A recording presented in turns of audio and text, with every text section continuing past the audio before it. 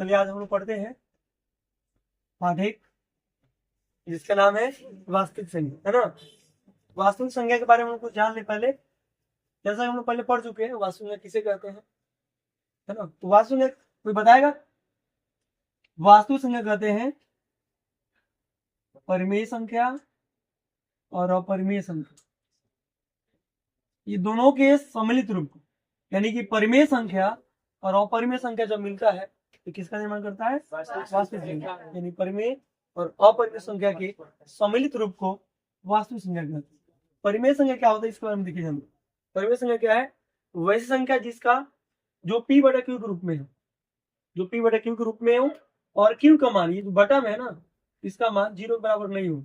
यदि बटा में यानी हर में और 0 आ जाए, जैसे 5 बटा 0 आ जाए, इसका पूरा मान अपरिभाषित हो जाता है। क्या हो जाता है? अपरिभाषित। इसलिए अपरिभाषित हो जाएगा।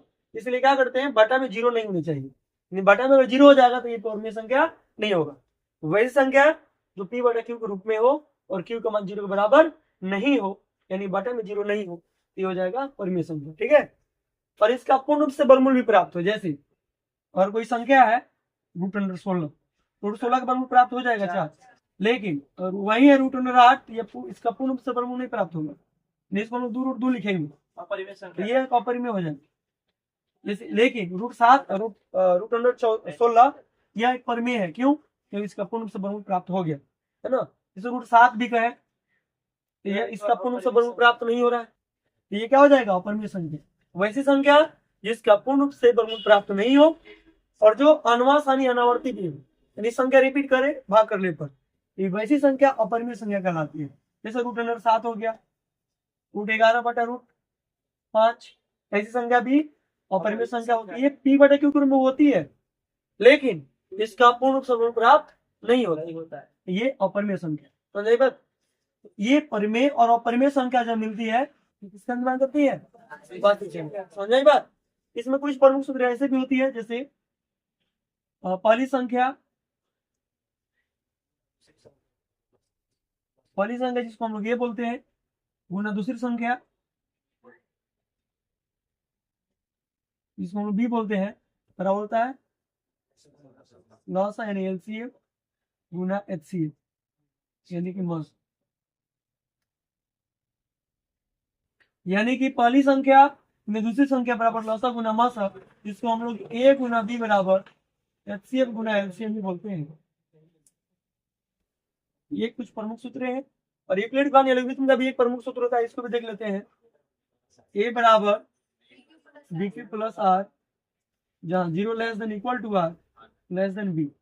ये क्या है? b क्या है, q क्या है, r क्या है, इसके बारे में जानते हैं। जैसे हिंदी में इसको हम लिखते हैं भाज बराबर भाजक गुने भागफल प्लस इसी को हम लोग क्या लिखते हैं? a बराबर bq प्लस r, जहाँ यहाँ बता रहा है जो 0 less than equal to r less than b, यानी r जो होना चाहिए 0 से बड़ा होना चाहिए, 0 के बराबर होना चाहिए या 0 के बड़ा होना चाहिए, और b से क्या होना चाहिए? छोटा होना चाहिए, यानी कि भाजक से छोटा होना चाहिए। भाजक से छोटा और 0 के बराबर या 0 से बड़ा होना चाहिए। ये इसको हम लोग शेषफल परिमेय भी बोलते हैं। इसको हम लोग शेषफल परिमेय भी बोलते हैं। शेषफल परिमेय या यूक्लिड का एल्गोरिथम भी बोलते हैं हम लोग, है ना। ये प्रमुख सूत्र है कुछ, इसको जाने बगैर हम लोग एक पार्ट को बना नहीं पाएंगे। ठीक है। तो इसके बाद हम लोग आते हैं एक्सरसाइज पर। एक्सरसाइज को हम लोग टॉपिक वाइज पढ़ेंगे, है ना। जैसे एक पार्ट को हम लोग 3-4 टॉपिक में बांट दिए, 3-4 टॉपिक को आज हम लोग पढ़ेंगे, उसके बाद इसको क्वेश्चन को सॉल्व करेंगे। ठीक है, तो देखते हैं।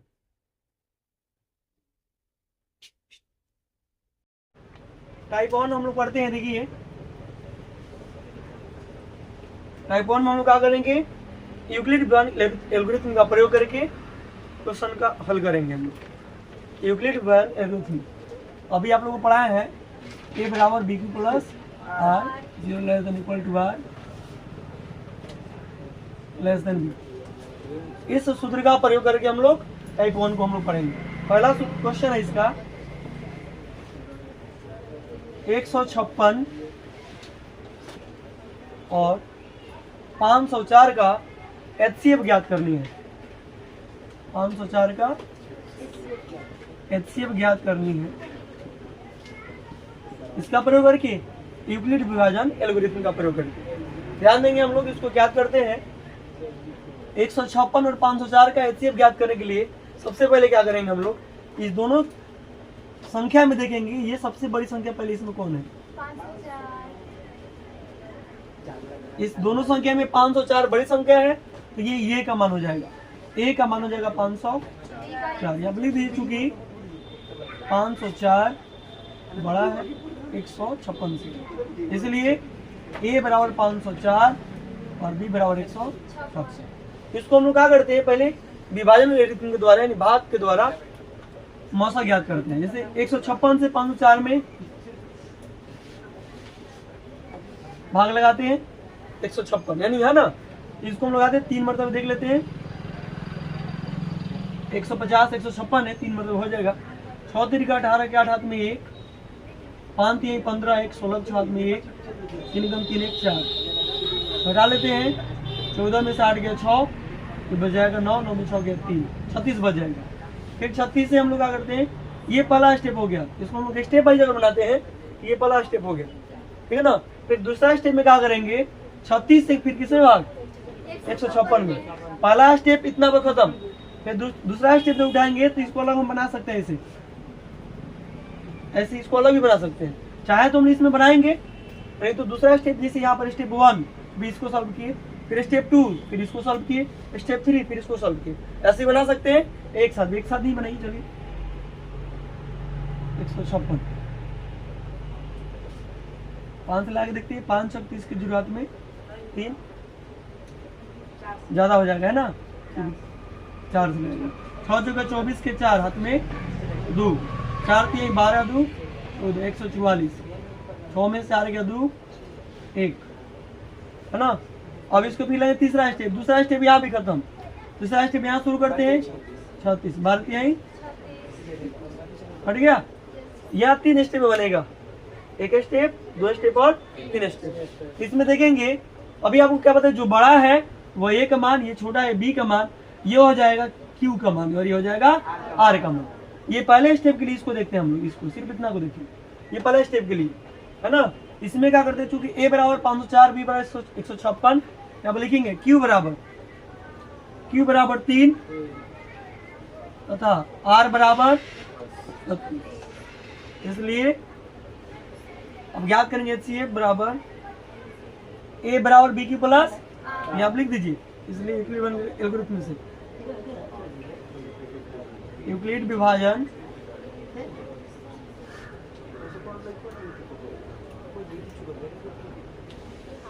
यूक्लिड विभाजन एल्गोरिथम क्या बोलता है, ए बराबर बी की प्लस आर, जहाँ 0 less than equal to R less than B. इसको बार बार लिखना जरूरी नहीं है, एक बार लिख दिए हम लोग, यहाँ पर कोई बात नहीं, छोड़ दीजिए। यहाँ पर लिखिए ए का मान 504 बराबर बी का मान कितना आया है 156 दिया हुआ है, क्यू का मान कितना है 3, यहाँ से जो आर का मान यहाँ पर है 36 शेष आया है 36। फिर यहाँ पर आर का मान 36 हम लिख दिए, यानी यहाँ पर आर अब 0 नहीं ना आया, यहाँ पर आर का मान 0 नहीं आया, यहाँ लिखेंगे क्योंकि R is not equal to 0, यानी आर का मान यहाँ पर 0 नहीं आया। आर का मान यहाँ पर 0 आया, लिख देंगे R is not equal to 0। ये पहला स्टेप हम लोग का था, ठीक है ना। अब ऐसा ही फिर दूसरा स्टेप बनाते हैं हम लोग, देखेंगे यहाँ पर बनाते हैं। देखिए यहां से निकलने के बाद ये प्रथम स्टेप हो गया। अब दूसरा स्टेप में क्या करेंगे, प्रथम चरण यहाँ पर लिख सकते हैं। अब द्वितीय चरण देखिए, यहाँ पर द्वितीय चरण में ए का मान यहाँ पर जो हम लोग याद कर रहे थे 156 से कितना है 36 से 156 में जो लगाए थे हम लोग तो 4 मरतबे है ना। 36 चौका 6 चौका 24 के 4 हाथ में 144 था है ना, आया था सिर्फ 12। ये दूसरा स्टेप में है। दूसरा स्टेप में क्या हम लोग देखे थे 156 बड़ा है तो 156 बराबर ये का मान हो गया, ये किसका मान है बी का, और ये क्यू का और ये आर का। 156 बराबर 36 गुना 4 और जोड़ आर का मान, यहाँ पर भी आर का मान 0 नहीं आया तो क्या लिखेंगे, चूंकि R is not equal to 0। ठीक है, अब आएंगे तीसरा चरण।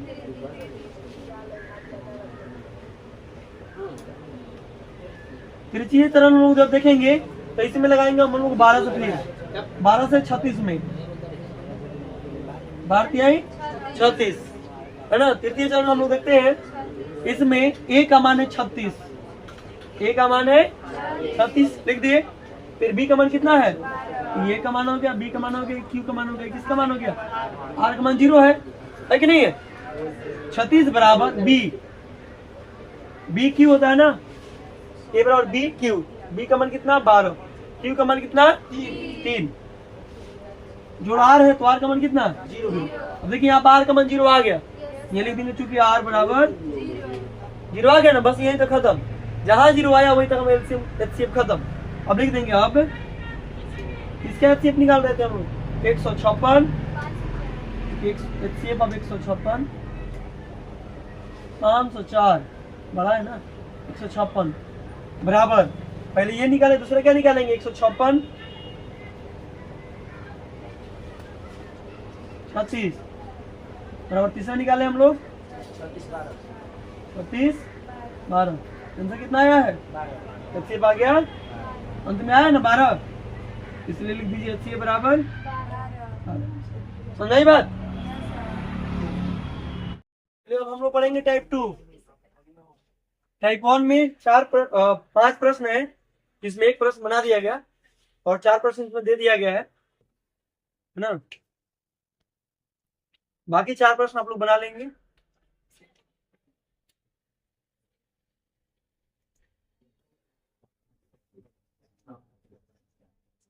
टाइप 2 हम लोग पढ़ेंगे अभी। टाइप 2 में क्या करना है, हम लोग को दर्शाना है, निश्चित करना है। प्रश्न हम लोग ज्ञात होगा, दर्शाइए कि एक धनात्मक विषम पूर्णांक 4q प्लस 1 4q प्लस 3 के रूप का होता है, जहां q एक पूर्णांक है। ऐसे एक 6q वाला आप लोग बनाए हुए हैं। दर्शाइए कि धनात्मक विषम पूर्णांक 6q plus 1 6q plus 3 6q plus 5 के रूप का होता है, जहां q एक धनात्मक पूर्णांक है ना। उसी टाइप से हम लोग अभी पढ़ने वाले हैं टाइप 2। इसको भी पढ़ने के लिए हम लोग यूक्लिड विभाजन विलोपन का प्रयोग करेंगे।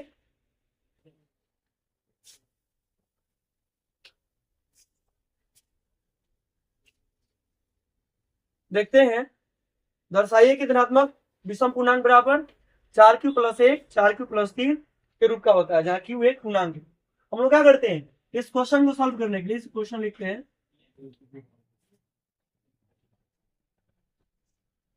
दर्शाइए कि एक धनात्मक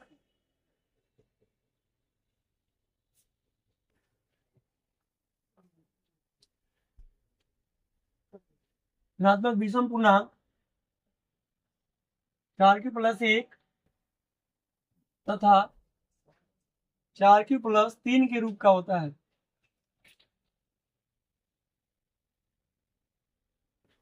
जहां q कोई धनात्मक पूर्णांक है।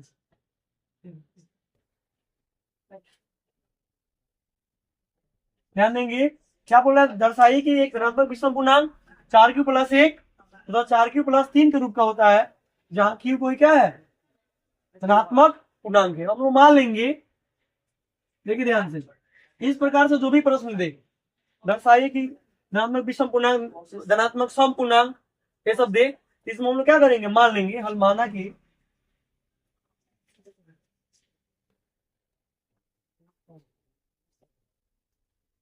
धनात्मक पूर्णांक बराबर x, धनात्मक पूर्णांक क्या मान लिए x। अब ध्यान दीजिए, धनात्मक पूर्णांक को हम x मान लिए, यहाँ पर है 4q प्लस 1। ध्यान देंगे, इस पर बैठा के जब देखते हैं, यहाँ पर bq प्लस r है ना, bq प्लस r, यहाँ पर b का मान 4 प्राप्त हो रहा है, q का मान q ज्यों का त्यों, और r का मान भिन्न भिन्न प्राप्त हो रहा है, कहीं 1 कहीं 3 ऐसे प्राप्त हो रहा है ना। तो इससे स्पष्ट क्या हो रहा है कि b का मान कितना है, 4 है। b का मान कितना है, a का मान x अगर मान लिया जाए तो b का मान कितना होगा, 4 होगा। b का मान 4, q का मान q ही है। अब क्या करेंगे, यदि b का मान 4 प्राप्त हुआ तो r का मान रख देंगे, r का मान 4 है। अब क्या करेंगे, इसको क्योंकि b बराबर 4 तो r बराबर, ध्यान रखेंगे b का मान 4 प्राप्त है तो इससे एगो अधिक मान रखेंगे, एगो अधिक मान रखेंगे, 0 एक कम, जैसे यहाँ पर 4 है, 4 है ना, 4 से एक कम मान रखेंगे, यानी 0 को लेकर चला तो 4 ही हुआ, 0 1 2 3, एक कम मान प्राप्त हुआ, 4 से एक कम 3 तक, 0 को लेकर चला तो 4 को मान हुआ। जैसे यहाँ पर 5 रहेगा तो मान 5 रखेंगे, यहाँ पर 6 रहेगा तो मान 6 को रखेंगे, समझ आई बात। तो यहाँ पर b का मान 4 है तो r का मान रखें 0 1 2 3। अब क्या करते हैं, यूक्लिड विभाजन इक्वेशन का प्रयोग करते हैं। अब यूक्लिड विभाजन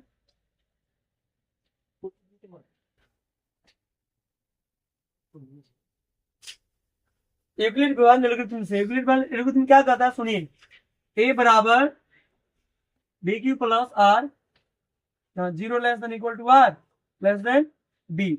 अब यहाँ पर a किसको माने हैं, x को, a किसको माने हैं, x को, x बराबर b का मान कितना 4, q का मान q, अब देखिए r का मान यहाँ पर रखना है, r का मान पर रख देते हैं 0 रखते हैं, r का मान कितना रखें, ये लिख दीजिए, जहां r बराबर 0 लिख दीजिए। यहाँ पे x बराबर क्या प्राप्त हुआ, 4q, 4q प्लस 0 यानी कि 4q ही प्राप्त हुआ, केवल क्या प्राप्त हुआ 4q। अब यहाँ पर r का मान रखे 0, और देखिए फिर दूसरा, ये प्रथम चरण हो गया, 1 2 3 4 है, तो 4 चरण में इसको बनाएंगे हम लोग।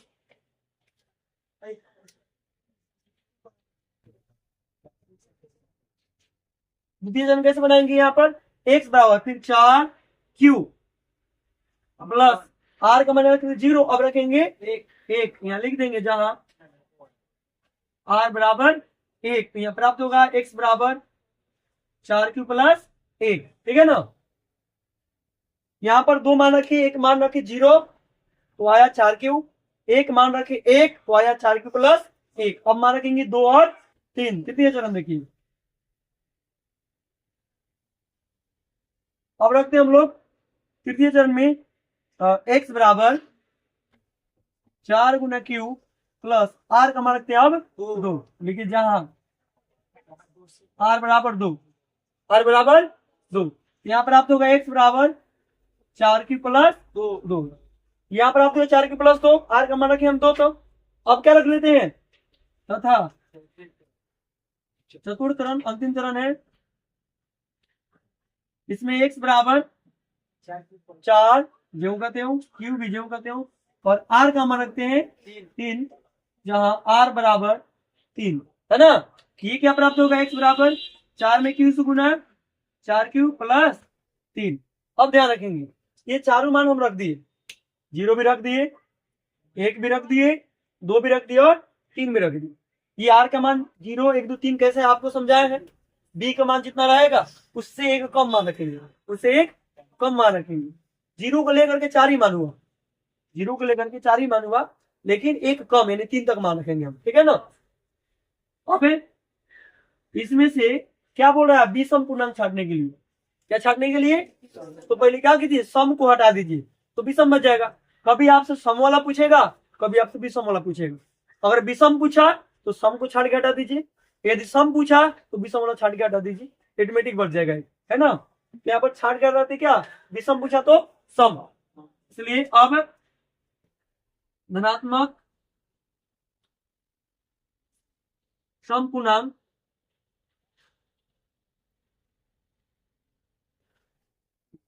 बराबर, अब सम कौन कौन है, तो जिस संख्या की इकाई अंक में 0 2 4 6 8 रहता है, ये संख्या क्या होती है, सम। इसके अंत में 0 है, देखिए प्लस 0 है ना, मतलब 0 हुआ, तो इस सम में a आ जाएगा, 4q, एक आया तो विषम वाला है, फिर यहाँ पर एक है 2, ये क्या है, सम वाला, 4q प्लस 2 क्या है, सम, 4q प्लस 2 ये सम वाला हो गया ना। धनात्मक विषम पूर्णांक क्या हो गया, 4q और 4q प्लस 2, इसलिए धनात्मक विषम पूर्णांक, ये सम निकल गया। अब क्या निकाल देंगे हम, विषम पूर्णांक, धनात्मक विषम पूर्णांक निकाल देते हैं तो क्या क्या बच जाएगा, 4 क्यूब। धनात्मक विषम पूर्णांक में क्या क्या आ जाएगा, 4 क्यूब प्लस 1, 4 क्यूब प्लस 1, और क्या आ जाएगा, 4 क्यूब प्लस 3 आ जाएगा। सिद्ध करना था, 4 क्यूब प्लस 1 और 4 क्यूब प्लस 3 के रूप का होता है, हम लिख देंगे।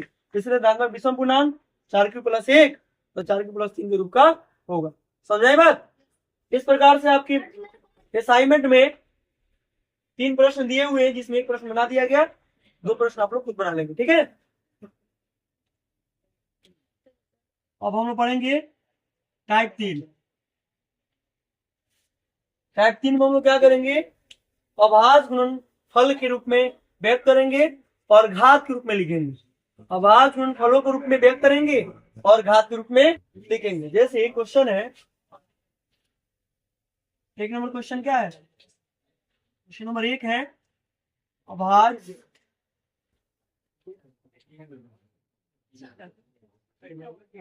तीसरा टॉपिक में है टाइप में, अभाज्य गुणनफलों के रूप में व्यक्त करें, अभाज्य गुणनफलों के रूप में व्यक्त करें एवं घातांक लिखें।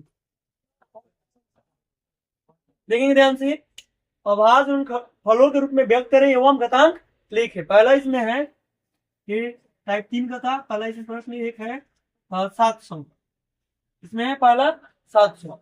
700 को क्या निकालेंगे हम लोग, 700 का अभाज्य गुणनखंड ज्ञात करते हैं हम। जैसे देखिए 700 का अभाज्य गुणनखंड ज्ञात कीजिए,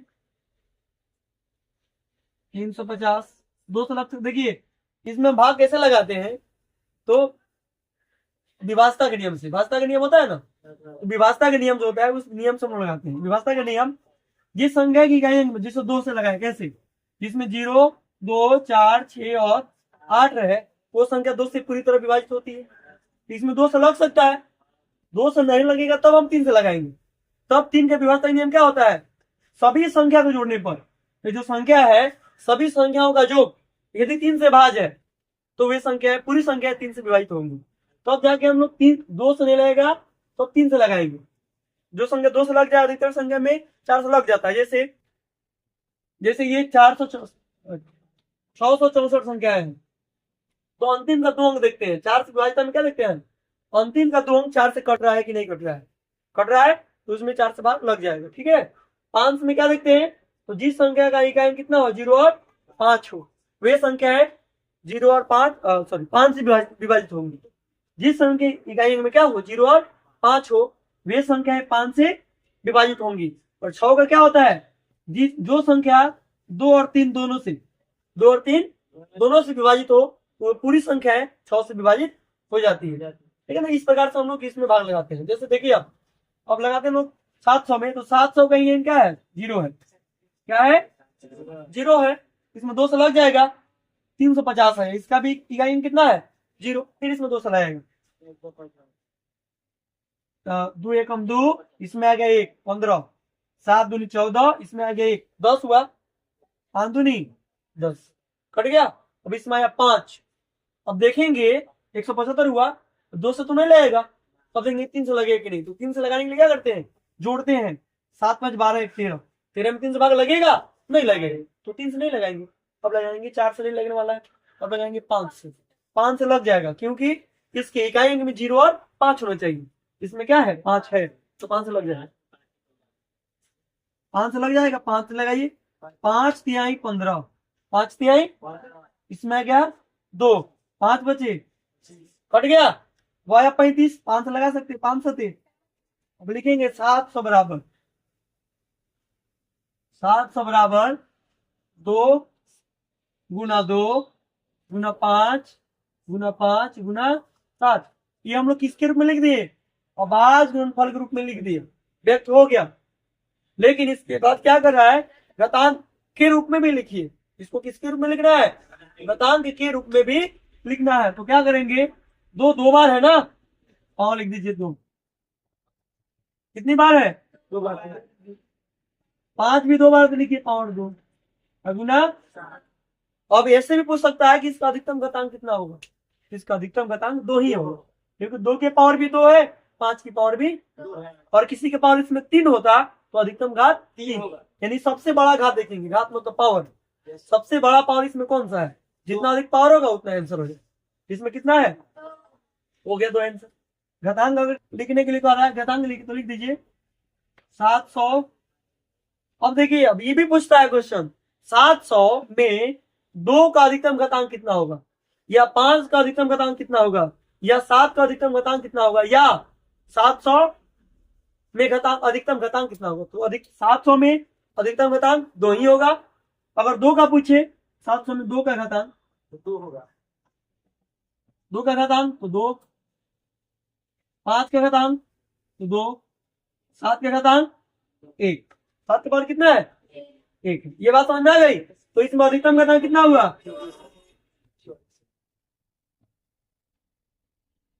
अधिकतम घातांक कितना हो जाएगा, अधिकतम घातांक कितना इसमें, ठीक है ना। इस प्रकार से यहां तक भी आंसर, यहां तक भी जो भी पूछ रहा है आपसे, अगर यदि पूछा बाज गुणनखंड के रूप में व्यक्त कीजिए तो हम यहां तक भी छोड़ सकते हैं, यहाँ भी आंसर हो जाएगा, यहाँ भी बना सकते हैं, इस पॉइंट को भी आंसर लिख सकते हैं, यहाँ भी।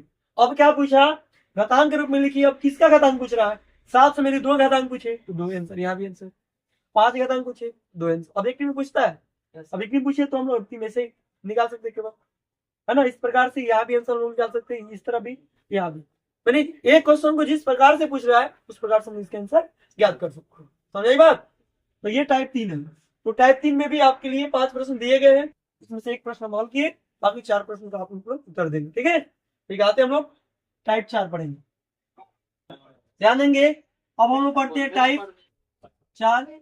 टाइप 4 में है, इसमें क्या करने हैं, टाइप 4 में हल करना है सूत्र का प्रयोग करके। अभी थोड़ा देर पहले आप लोग सूत्र बताए थे, पहली संख्या गुना दूसरी संख्या मौसा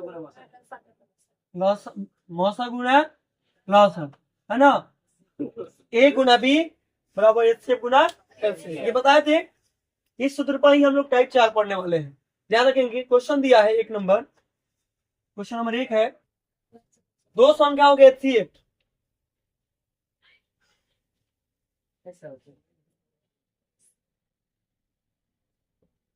दो संख्याओं का HCF 15 है तथा LCM 300 है।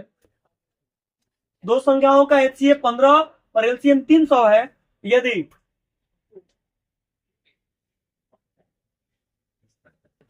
उनमें एक संख्या 60 है तो दूसरी संख्या पूछ रहा है।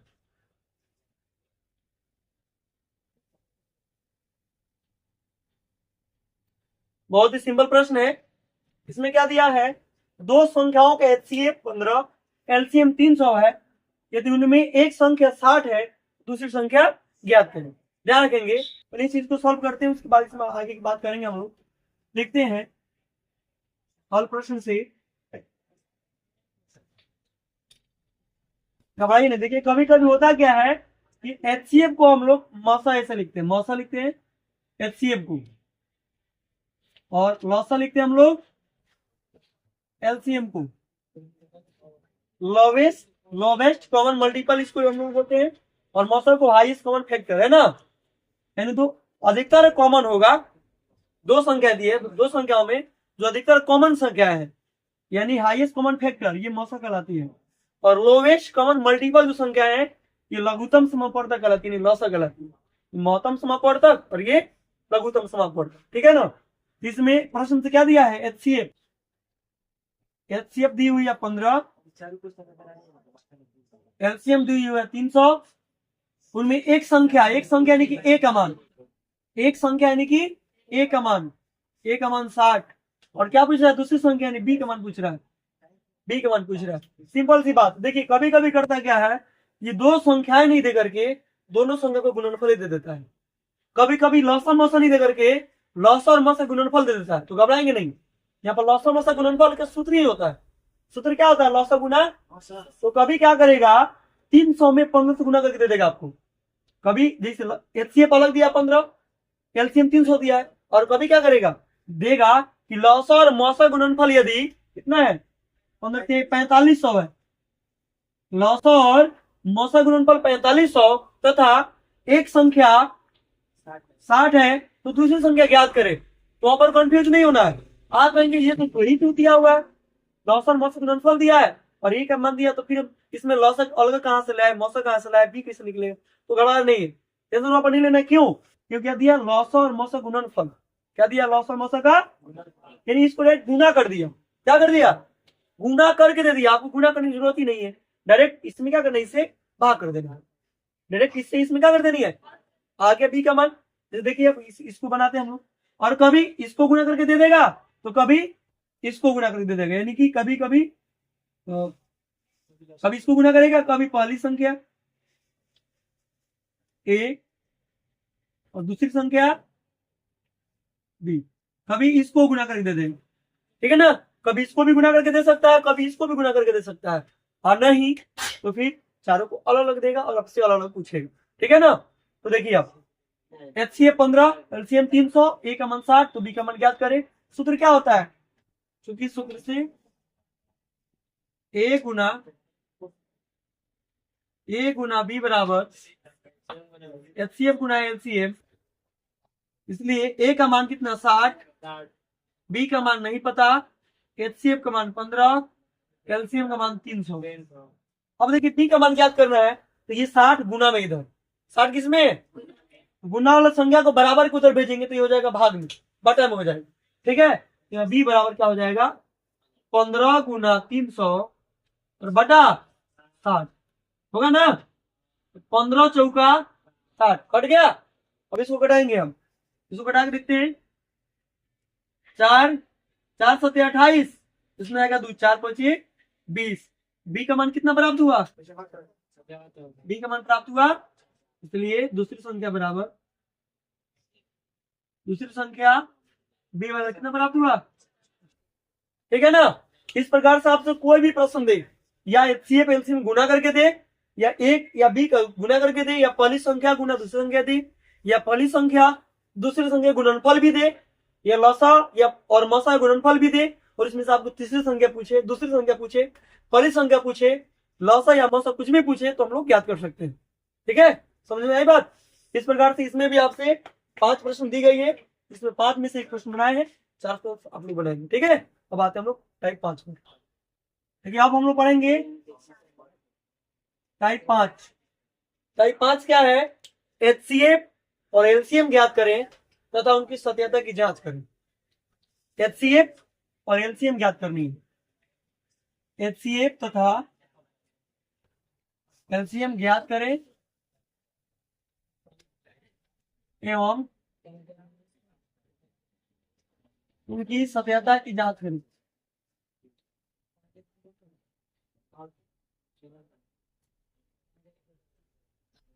ध्यान देंगे, HCF और LCM ज्ञात करनी है और इनकी सत्यता की जांच करनी है। ये टाइप 5 है। इसमें क्वेश्चन नंबर 1 देखिए ध्यान से, क्वेश्चन बोल रहा है 96 और 404।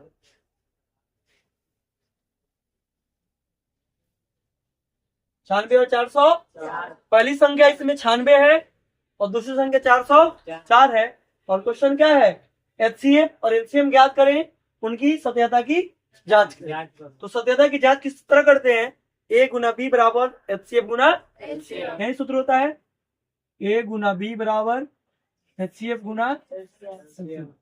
इसी पर हम लोग सत्यता की जांच करते हैं। ठीक है, ध्यान दीजिए, क्योंकि A बराबर 96, B बराबर 400, इसलिए 96 का निकालेंगे हम लोग। देखिए अब 96 के निकालते हैं, अब आज गुणनखंड विधि से गुणनखंड 48 दूनी 96, 19 दूनी 48। अभी आप लोगों को थोड़ा पहले बताया कैसे निकालेंगे, 5 दूनी 24, 6 दूनी 12, 6, 3 कम 3, फिर 404 के निकालेंगे, 202, 101। अब निकालेंगे हम लोग इसका कितना से, इसमें ना ही 3 से लगेगा, नहीं 4 से लगेगा, नहीं 5 से लगेगा, 6 से लगेगा, 7 से लगेगा, 7 से भी नहीं लगेगा, 8 से नहीं लगेगा, 9 सब निकाल के देख सकते हैं आप लोग, नहीं लगने वाला। इसमें हम लोग लगाते हैं शायद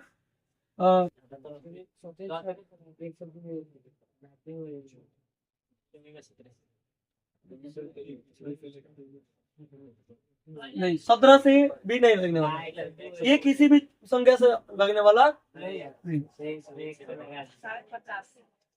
ध्यान देंगे, ये नहीं लगने वाला है 101 से, 101 एवं 101, तो ध्यान दीजिए।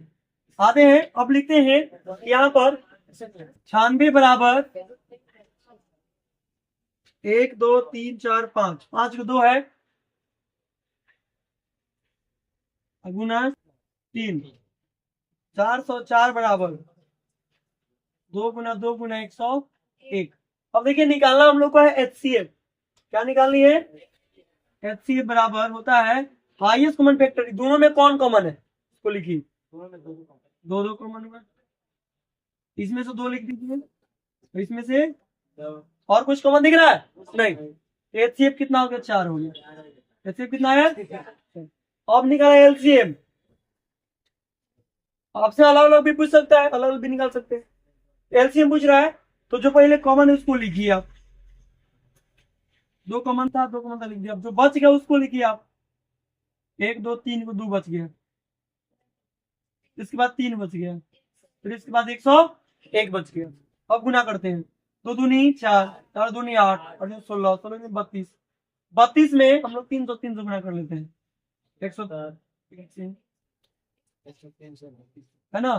3 दूनी 6, 0 3 दूनी 6, 3 तिहाई 9, 0 3 तिहाई 96, 9,696, 9,696। एलसीएम कितना आ गया? 9,696। ये हो गया एलसीएम, निकल गया। क्या नहीं गए? एचसीएफ आ गया 4, एलसीएम आ गया 9,696, इतना निकल गया, याद कर लिए। अब क्या करें? इनकी सत्यता की जांच करनी है, तो सत्यता की जांच करते हैं। यहाँ पर जगह नहीं है, हम लोग क्या करते हैं, इसको इरेज कर लेते हैं, फिर बढ़ा। ध्यान दीजिए, सत्यता की जांच करते कैसे करनी है।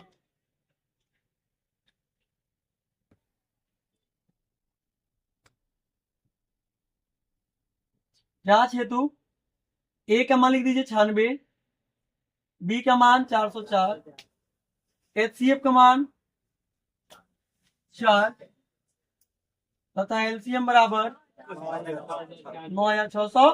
कितना लिख देते हैं हम लोग? इसके बाद हम लोग जांच करते हैं। ध्यान देंगे, जांच करने के लिए सूत्र का प्रयोग करते हैं।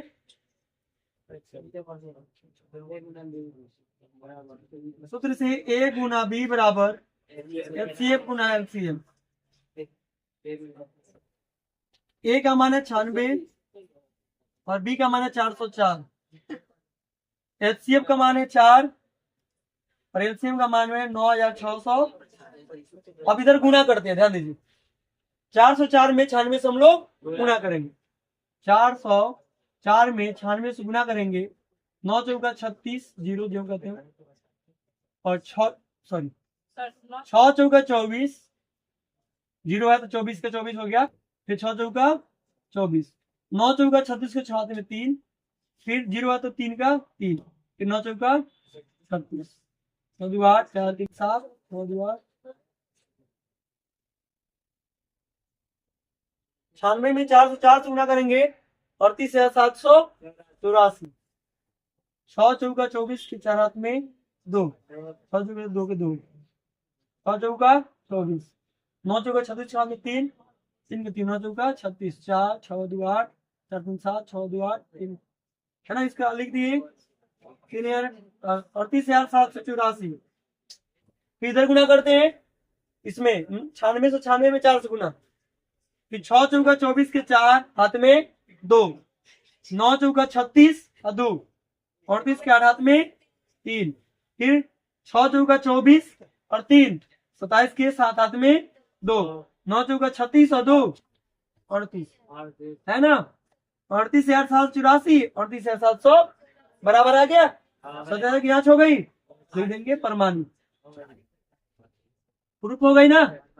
यानी कि ये संख्या क्या है, ये सही दी हुई है। इनकी एचसीएफ और एलसीएम भी सही निकला हुआ है। एचसीएफ 4 और एलसीएम 9,696, ये सही निकला हुआ है। ये यहाँ पर प्रमाणित कर रहा है, प्रमाण दे रहा है।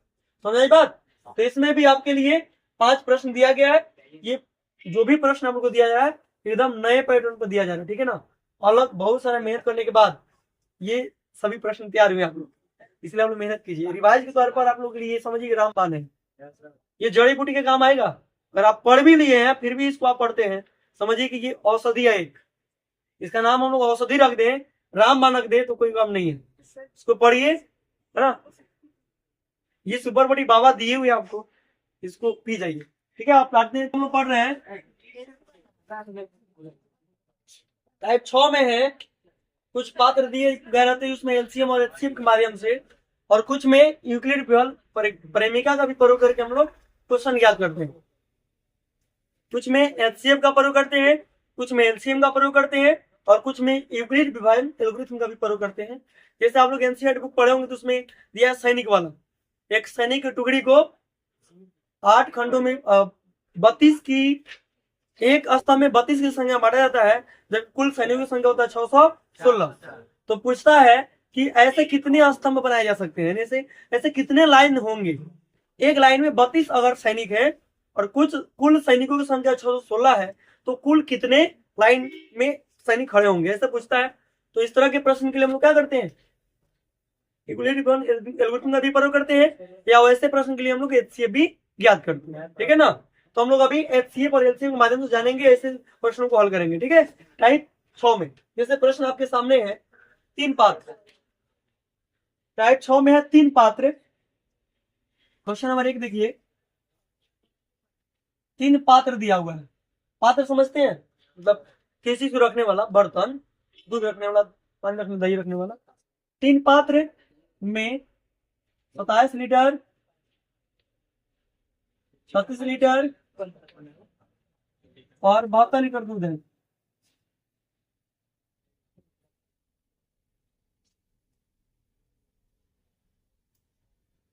तीन पात्र है, 3 पात्र में 27 लीटर, 36 लीटर और 72 लीटर दूध है। मान लीजिए एक पात्र ये हो गया, एक पात्र ये हो गया,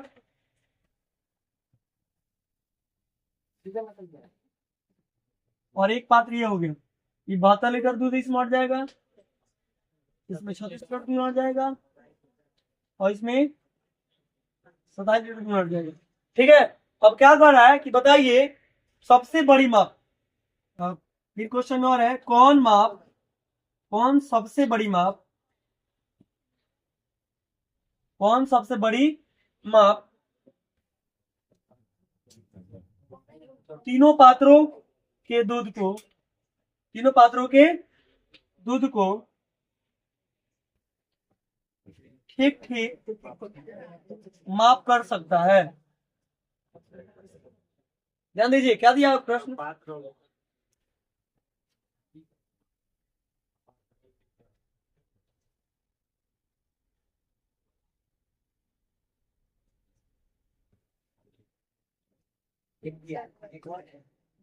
थोड़ा सा राइटिंग हमारा कमजोर है, कहीं अशुद्ध दिखाई देगा तो बोलिएगा हमको। देखिए सब अशुद्धि आपको दिखाई दे रहा है भाई, सब जगह लीटर ही लिखा हुआ है, ये लोटर नहीं है, लीटर, ठीक है। 3 पात्र में 27 लीटर, 36 लीटर और 72 लीटर दूध है। कौन सबसे बड़ी माप तीनों पात्रों के दूध को ठीक ठीक माप कर सकता है। ऐसा एक माप बताइए कि तीनों पात्रों के दूध को सही सही माप ले। एक सिंपल सी बात आपको बता रहे हैं, और ऑब्जेक्टिव प्रश्न ऐसे पूछते हैं तो सब में कॉमन देखिए क्या है, ध्यान दीजिएगा। 9 3 27, 9 3 36, 9 8 72, इसके आंसर क्या हो जाएगा 9। सिंपल। और ऑब्जेक्टिव ऐसे प्रश्न रहते हैं तो उसमें कॉमन देखिए, अगर ऐसे पूछे कि कौन ऐसा पात्र है या कौन ऐसी संख्या है ये सभी को विभाजित कर दे, तो क्या कीजिए इस सब में कॉमन देखिए, इसमें कॉमन क्या है, जो कॉमन आपको प्राप्त हो वही आपका आंसर हो जाएगा, ठीक है ना। सबसे बड़ी माप पूछ रहा है, सबसे बड़ी। 3 तो सबसे छोटी हो गया ना, 3 इसमें भाग लगे, इसमें लगे, इसमें लगे, ये सबसे बड़ी। अब 18 से इसमें भाग लगने वाला है, 18 में इससे लग जाएगा, इसमें लेकिन 18 से इसमें लगेगा तो 18 नहीं हो सकता है। तो सबसे बड़ी माप क्या हो जाएगी 9 हो जाएगी, क्योंकि सबसे बड़ी संख्या ऐसी यही है 9, इसे इसमें भी और इसमें भी भाग लग सकता है, और तीनों को ठीक ठीक माप सकता है। यानी कि अगर 9 लीटरिया को ले आए, 9 लीटरिया बोतल या डिब्बा, तो इसको भी आसानी से माप लेगा 3 बार में, इसको भी 4 बार में, इसको भी 8 बार में आराम से भर देगा। 9 लीटर की ला दिया जाए, तो यही पूछ रहा है। कि कौन ऐसा बड़ा माप है जिसको आसानी से इसको मापा जा सकता है। समझ में आई बात? तो इसको ज्ञात करने के लिए हम लोग क्या करते हैं, देखिए ध्यान से। ऐसे अगर प्रश्न 2 नंबर में पूछते हैं तो इसको हल करने के लिए लिखते हैं, पहले तीनों पात्र लिख लीजिए प्रश्न से। तीनों पात्रों की माप, तीनों पात्रों की माप बराबर 27 लीटर, 36 लीटर तथा 72 लीटर। ठीक है, तीनों पात्रों की माप हो गया 27 लीटर, 36 लीटर और 72 लीटर। ध्यान दीजिए, अब क्या पूछ रहा है, तो माप ज्ञात करने के लिए तीनों का हम लोग एलसीएम ज्ञात करते हैं, सॉरी एचसीएफ क्या ज्ञात करते हैं, हाईएस्ट कॉमन फैक्टर ज्ञात करना है ना। तो 27 बराबर 2 से नहीं लेगा, इसमें 3 से, 3 9 27, 3 3 9, फिर 3 3, 36 क्या निकालिए, 18 से 36, 2 9 18, 3 3 9, 3 कम 3, 72 का निकालते हैं, 36 दूनी 72, 18 36, 2 9 18, 3 3 9, 3 कम 3। अब यहाँ पर लिखते हैं, चूंकि 27 बराबर 3 गुना 3 गुना 3, 36 बराबर 2 गुना 2 गुना 3 गुना 3, 72 बराबर 2 गुना 2 गुना 2 गुना 3 गुना 3। तो इसमें कॉमन देखिए, सभी में कॉमन क्या क्या है,